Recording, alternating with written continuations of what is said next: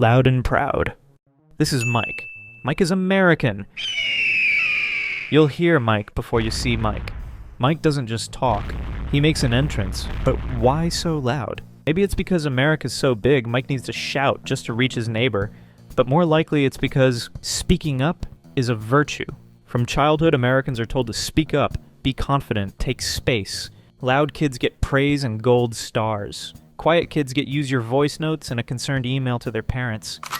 The lesson is clear. Silence is suspicious. Volume is confidence. Who's gonna pay for the wall? In most countries, being loud in public is seen as rude. In America, not being heard is the rude part. And to make it worse, American English is sharp and clear.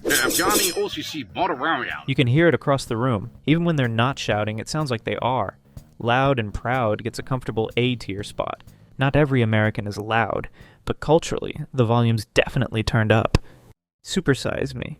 This is Mike's lunch. It's about the size of a small country, like Europe. Big meals, big drinks, big waistlines. The stereotype that American portions are massive and that Americans are even bigger is one that's probably true. According to the CDC, over 42% of American adults are classified as obese. So where did this all come from? In a lot of places, especially the South, feeding people is how you show love. Not having enough food on the table is seen as a failure, so it becomes normal to serve too much, just to be polite. But it's not just culture, there's policy behind it too. The US government heavily subsidizes beef, corn, soy, and dairy, the building blocks of processed food. These calories are cheap to produce, easy to scale, and absolutely everywhere. And then there's the survival mindset. For generations, a lot of Americans didn't know when their next good meal would come. So when food is available, you don't waste it. You eat as much as you can while you can. That's how America became a country where value means more food, not better food. So the obesity stereotype isn't just about personal choice. It's structural, it's cultural, and in some ways, it's survival instinct. As far as placement goes, when your portion sizes go viral globally and your obesity rate leads the developed world, yeah, it's an S tier. Painfully true. Extreme patriotism. Mike loves America. Like, a lot. If it exists, Mike's put a flag on it. It's not just about pride, it's about identity. Unlike many countries with a strong, unified national culture, America is more like a patchwork of regional, ethnic, and political subcultures. Instead of one shared worldview, it has hundreds, often clashing, overlapping, or just ignoring each other completely. What holds that together more than anything else is the flag. The flag becomes a placeholder, something nearly everyone can rally around, even if they disagree on everything else. And that symbolism wasn't accidental. Before World War II, the US was more like a loose alliance of states than a single unified nation. But when the war came, the country needed to rally, fast.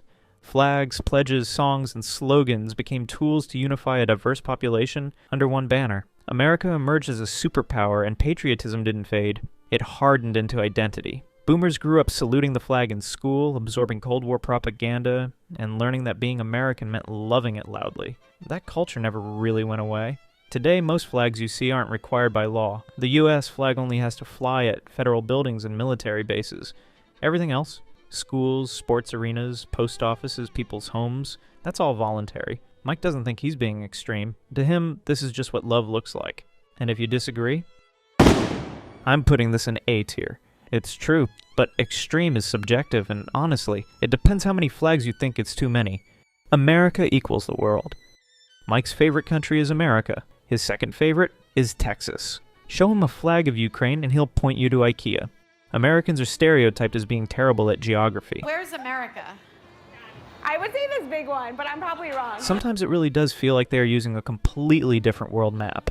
In school, they teach you the 50 states, and then everything else is just enemy territory. Canada? That place with syrup and healthcare. Mexico? Down there somewhere, around the Gulf of America. This stereotype isn't totally off. Americans travel way less internationally than most other nationalities. In fact, only around 48% of Americans even have a passport. And when looking at the US on a real European world map, you kind of start to understand why. The US is massive, about the same size as Europe. So when an entire continent fits inside one country, the rest of the world starts to feel optional. While it's fun to bash American geography skills, it's usually just a select few who end up representing an entire country in those meme videos. Individual knowledge varies widely, and honestly, there's no real data that prove Americans are worse at geography than everyone else. So I'm putting this stereotype in C tier. Myth. World police. Mike thinks the world needs saving. Oh, what's that? The world doesn't want to be saved? Well, too bad. Because what Mike wants, Mike gets. The stereotype that America sees itself as the planet's main character has been going on for a while. After World War II, America was the last superpower standing. Rich, armed, and deeply allergic to communism. That combination turned into a decades-long habit of helping. And if your dirt's flammable, you get extra help. To outsiders, it can feel like the US is constantly inserting itself into conflicts no one invited it to. To Americans, it's called defending freedom, even when the freedom isn't theirs. And sometimes it's not even about defense, it's about ownership. Hollywood doesn't help. Movies constantly cast America as the global hero, saving the world from aliens, disasters, or countries with suspicious accents. The US is always the protagonist, and if there's no villain, don't worry, one will be found. This stereotype belongs in A tier. It's complicated, but still true. Workaholics. When Mike's not busy saving the world, he's working. Mike, like many Americans, is obsessed with productivity. The average American works 350 more hours per year than the average West European. That's basically an extra month of work, every single year. When Europeans take August off to reconnect with nature, Mike reconnects with his email notifications. This stereotype, that Americans live to work, has deep roots. Thomas Jefferson once said, "I'm a greater believer in luck, and I find the harder I work, the more I have of it." Early settlers faced dangerous, uncertain conditions. Traits like risk-taking, relocation, and relentless effort were essential for survival. Over time, that became a national virtue. Add capitalism and the American dream, and you can understand why this stereotype is formed, and America does very little structurally to change this. There's no federal law requiring paid vacation. And affordable healthcare is usually tied to employment. It's a fragile system that promotes working non-stop above all else. So Mike does not have time to rest, if he wants to survive in modern America. When it comes to placing this stereotype into the tier list, we have to go a bit lower. While this stereotype is somewhat true, it's not about loving work, it's more about fear and structure. So yeah, context dependent. B tier. Everything's illegal. Yesterday, Mike burnt his tongue on some coffee from McDonald's. Today, he's buying a jet ski with the settlement money. America is obsessed with lawsuits and warning labels that sound like parody. May contain peanuts. Do not insert in rectum. This stereotype sounds ridiculous, but the American legal system actually encourages it. Unlike most countries, the US doesn't follow a loser pays model. If Mike finds a lawyer willing to take the case on contingency, he has almost nothing to lose. If he wins, he gets paid. If he loses, he's out a little time, but not stuck with the other party's legal fees. That makes businesses paranoid.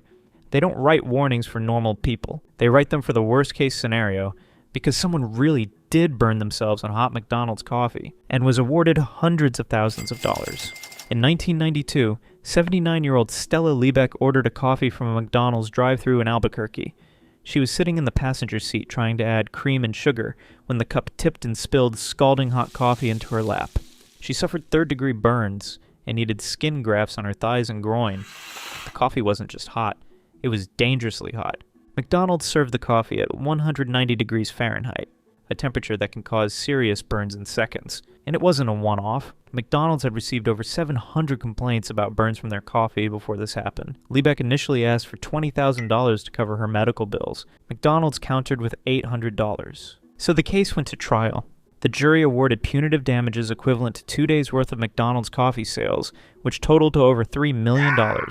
Not just because of the injury, but because the company had ignored hundreds of previous warnings. That number was later slashed by more than 80%, and the parties settled confidentially. And while some of these lawsuits are absurd, the deeper truth is that in the US, the legal system is one of the main tools people have to enforce rules. Other countries rely on inspectors, regulators, or government enforcement, but in America, citizens are the ones to file lawsuits, which makes accountability unpredictable, but sometimes powerful.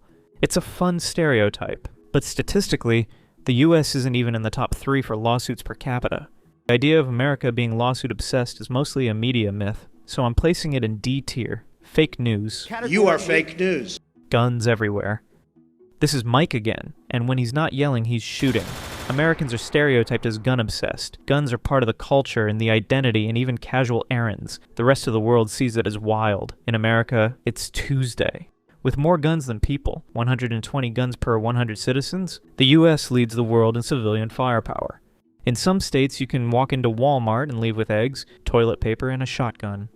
In others, you're legally allowed to carry a pistol into a Chili's as long as your shirt covers it. Most American gun owners will never use their weapons on another person. But to the rest of the world, watching the news, it feels like the country's held together by thoughts, prayers, and bulletproof backpacks. It's not every American, but it's American enough to be a meme. The gun stereotype belongs to the top of S tier for sure. It's painfully true. America literally has the world record for guns per capita. So this is the final tier list on American stereotypes based on how true they are. Remember, this is a subjective tier list, so you don't have to agree with me. And since about 30% of you watching are American, maybe you can invade the comments and let us know what we missed, or just sue me. Thanks for watching. Bye.